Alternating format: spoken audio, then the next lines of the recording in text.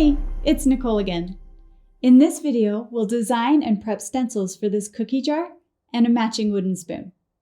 Remember, for stencil vinyl projects, you can have fine lines and floating pieces since we'll be using transfer tape to keep them in place. Let's jump into Design Space.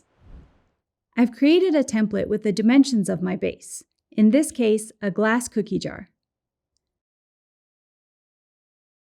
I changed the color to blue to match the stencil material.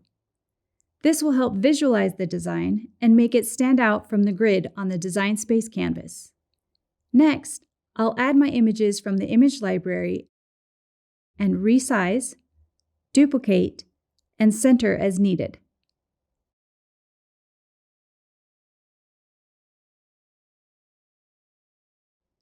I want to fill this space, so I'll find another image that I like and drop it here. Since I want to use only this hive, I'll select Contour, which brings up the whole image.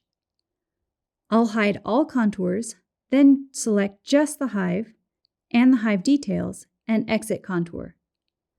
I'm left with just the detailed hive image that I can put into place.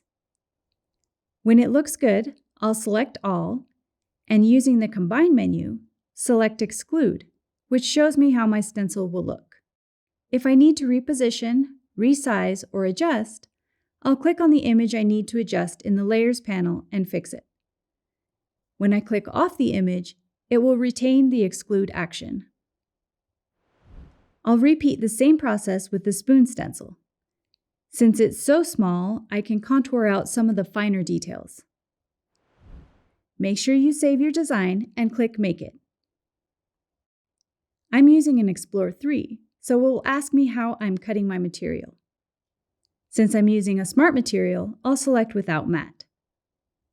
For this project, you don't need to mirror. Then select Smart Stencil as your material. We are using Cricut stencil vinyl because you can see through it for easier alignment, and it doesn't leave any residue. Trim around your stencil following the grid on the back of the stencil material. Here's where stencils are a little different. When weeding, you take out what you want to leave in. The open areas are the final design. Next, cut a piece of standard grip transfer tape a bit larger than the image. Try to keep the outer lines straight to help with alignment on your base. In the next videos, we'll use our prep stencils to etch this glass cookie jar and burn the honeybee image into the handle of the wooden spoon. See you then.